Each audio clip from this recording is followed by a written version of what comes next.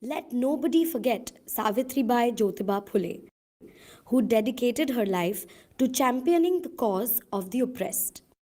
It was Savitribai's crusade against Brahminical patriarchy that set the ball rolling for intersectional feminism and education for all in our country. Born in 1831 in Naigaon, Maharashtra, and belonging to the Mali community, Savitribai was married by age 9 to Jyotiba Phule, who was 13.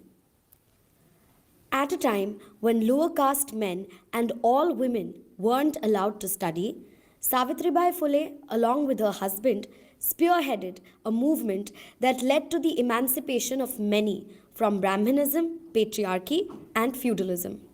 Savitribai and Jyotiba Phule defied social norms to educate themselves, setting up the first school for women in India. Despite being the very first female teacher and headmistress of India, Savitribai is an icon we don't often learn about. The couple set up several schools in Maharashtra for women and Dalits. The curriculum of these schools focused on science, social sciences, and mathematics. A complete departure from school teaching back then, which taught the Shastras and Vedas to Brahmins only. And guess what? The number of girls attending the schools run by the Phules far exceeded the number of boys.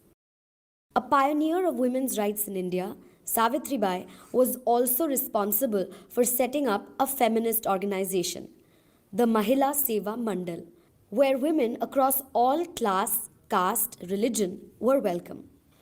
She was very vocal about her support for widow remarriage and actively campaigned against child marriage. She even sparked a barber strike in Mumbai and Pune as an act of protest against the practice of shaving women's heads. She set up a home for the prevention of infanticide, welcoming expecting widows into her own house so that they could safely deliver their babies. The two also started the Satya Shodhak Samaj, an organization representing minorities and their interests at a time when they weren't allowed a voice or a platform. Satyashodhak intercaste marriages challenged the existing status quo, and Savitribai Phule stood undaunted for the rights of those persecuted by the caste system. After Jyotiba's death, Savitribai went on to head the organization. A crusader for education and empowerment through and through, Savitribai wrote feisty prose and poetry, inspiring the oppressed to rise up against the ruling classes.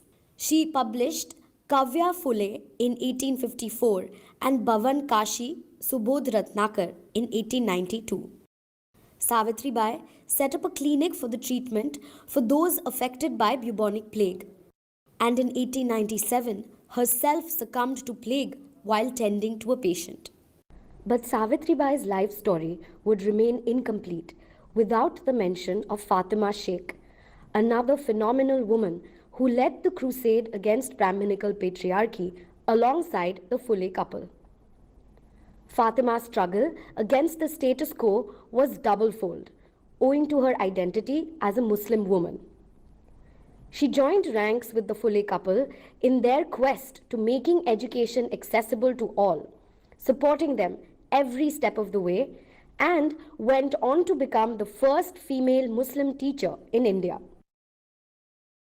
The work done by the powerhouse duo of Savitribai Phule and Fatima Sheikh was one of the earliest examples of intersectional feminism in our country, and they continue to be an inspiration in fighting against oppression even in contemporary